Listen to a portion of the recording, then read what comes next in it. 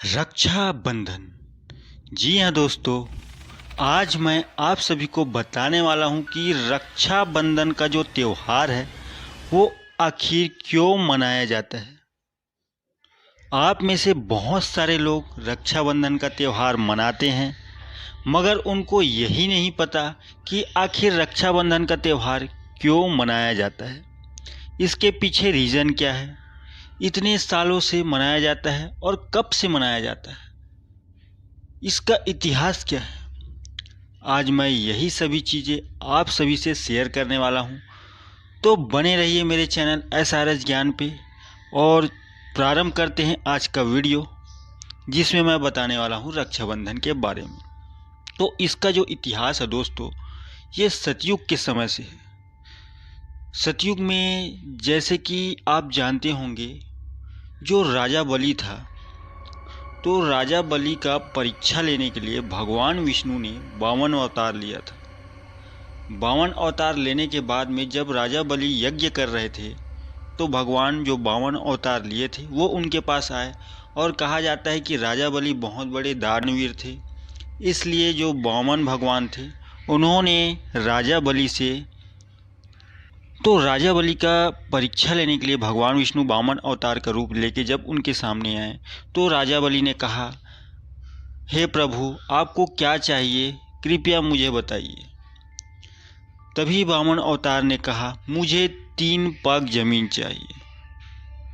तो 3 पग जमीन के लिए राजा बलि ने स्वीकृति दी, और ऐसा करते करते जब 52 भगवान ने अपना एक पैर उठाया, तो तीनों लोगों को उसमें ले लिया। जब दूसरा पैर उठाया, तो जो पूरा संसार था उसको भी ले लिया। अब जब तीसरा पैर बचा, तो तीसरे पैर में जो बलि था वो समझ गए ये मेरी परीक्षा लेने आए हैं, ये भगवान विष्णु ही हैं। तो बलि ने कहा कि आप मेरे सिर में अपना तीसरा पैर रख दें। और इस तरीके से जैसे ही वामन भगवान ने उनके सिर पे पैर रखा, तो जो राजा बलि था वो पाताल में चले गए और पाताल में ही निवास करने लगे। इसके बाद राजा बलि ने कहा कि मैं नहीं जानता, आपने मुझे मेरा हर चीज़ छीन लिया, अब मेरे पास कुछ नहीं है इस पाताल लोक के अलावा। मैं चाहता हूँ कि आप मेरे साथ पाताल लोक में रहें। अब भगवान विष्णु जो थे वो तो दयालु थे, वो भी रहने लगे राजा बलि के साथ पाताल लोक में।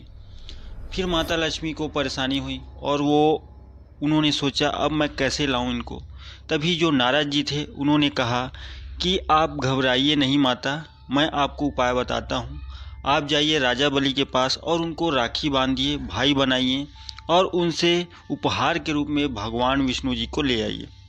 और माता लक्ष्मी गई पाताल लोक में, और जो राजा बलि था उनको राखी बांधा। पहले का जो राखी होता था दोस्तों, राखी का मतलब अभी के लोगों को पता नहीं है। यहाँ पे जो राखी मेन होता है वो रेशम का एक लाल धागा होता है। लाल धागा रेशम का होता है, जिसको रक्षा बंधन कहा जाता है। मगर आजकल आर्टिफिशियल राखी आते, उसका कोई महत्व नहीं है। मैं कई लोगों को देखा हूँ, वो पैसे का शो ऑफ करने के लिए सोने और चांदी के आभूषणों का राखी बना के पहनाते हैं, लोहे का राखी बनाते हैं।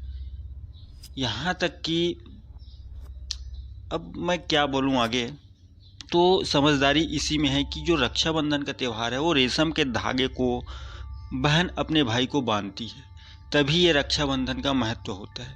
सोने और चांदी के राखी का कोई महत्व नहीं है।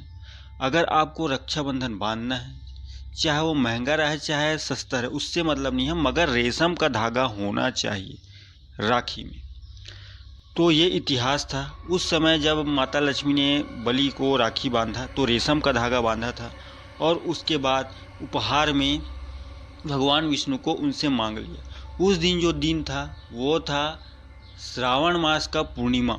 जी हाँ, श्रावण मास के पूर्णिमा, उसी तिथि को ही रक्षाबंधन मनाया जाता है, जो कि सावन का लास्ट डे होता है, आखिरी दिन, और उसको श्रावण मास का पूर्णिमा कहा जाता है, पूर्णिमा तिथि कहा जाता है। और उसी तिथि से, उस समय से लेकर अभी तक रक्षाबंधन का त्यौहार मनाया जाता है।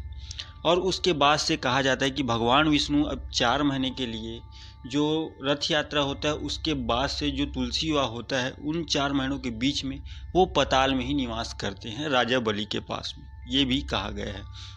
और एक कहानी मैं बता दूं जो कि द्वापर युग की है। तो इस समय जो युधिष्ठिर थे, पांडवों के सबसे बड़े भाई, वो यज्ञ कर रहे थे। तो वहाँ भगवान कृष्ण के सामने में जो शिशुपाल था वो उनका तिरस्कार कर रहा था, मजाक उड़ा रहा था। तो क्रोध में आके भगवान श्री कृष्ण ने अपना चक्र से शिशुपाल का जो गर्दन था उसे काट दिया। अब उसके बाद में जब वो चक्र वापिस आ रहा था तो उसके उंगली में आते आते उनकी उंगली का जो छोटा सा हिस्सा था वो थोड़ा सा कट गया और वहाँ से खून बहने लगा।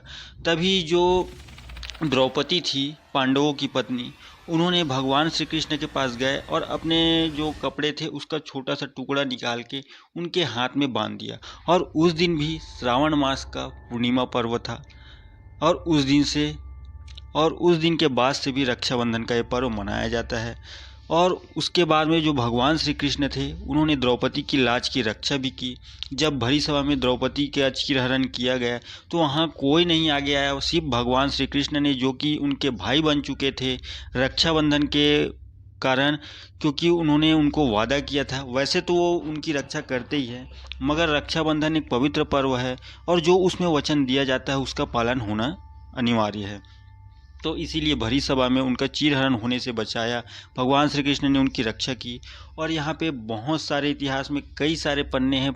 हम देखें तो यहाँ पे जो राजा पुरु थे, राजा पुरु जो कि मध्यकालीन युग में, तो सिकंदर जब यहाँ आए तो राजा पुरु और सिकंदर के बीच में दोनों में युद्ध छिड़ गया। अब सिकंदर की जो पत्नी थी उन्हें पता था कि यहाँ हिंदुस्तान में रक्षाबंधन का बहुत महत्व है और वो जानते थे कि राजा पुरु बहुत ज़्यादा साहसी राजा है। उन्होंने आज तक कोई भी युद्ध नहीं हारा है, किसी ने भी आज तक राजा पुरु को परास्त नहीं किया है।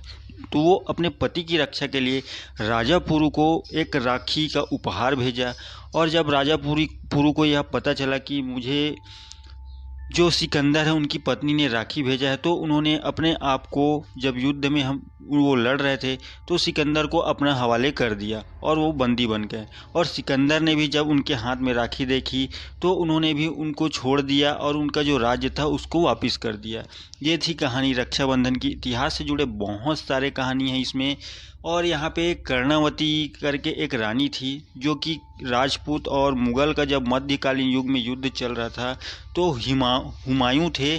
तो कर्णावती रानी जो कि विधवा थी एक राजा की, तो कर्णावती ने हुमायूं को राखी भेजा था और इसलिए हुमायूं ने भी उनकी रक्षा की थी, उनके राज्य की रक्षा की थी। ये बहुत पुराने समय से चला आ रहा है ये प्रथा, जिसका इतिहास बहुत ही पुराना है और इस बंधन को बहुत ज़्यादा पवित्र माना जाता है। एक भाई और बहन का प्यार का प्रतीक है ये।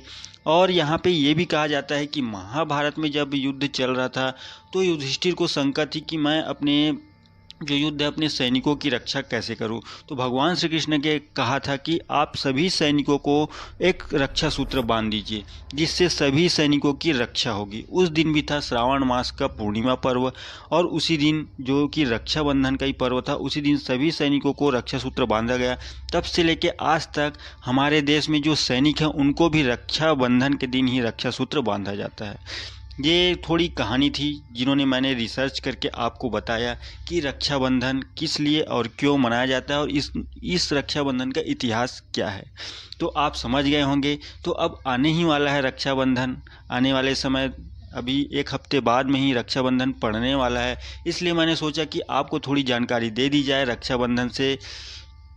रक्षाबंधन के बारे में आपको जानकारी दे दी जाए। तो आपको मेरा वीडियो कैसा लगा, तो इस वीडियो को लाइक ज़रूर कर देना और कमेंट में ज़रूर बताना कि आगे आप कौन सी वीडियो देखना चाहते हैं, किस टॉपिक पे देखना चाहते हैं। तो आज के लिए बस मुझे विदा दीजिए। नए रहस्य और नए ज्ञान के साथ मैं फिर से हाजिर हो जाऊंगा मेरे इस चैनल SRS ज्ञान पे। अभी तक सब्सक्राइब नहीं किया तो सब्सक्राइब करें और बेल आइकन जरूर दबाएं।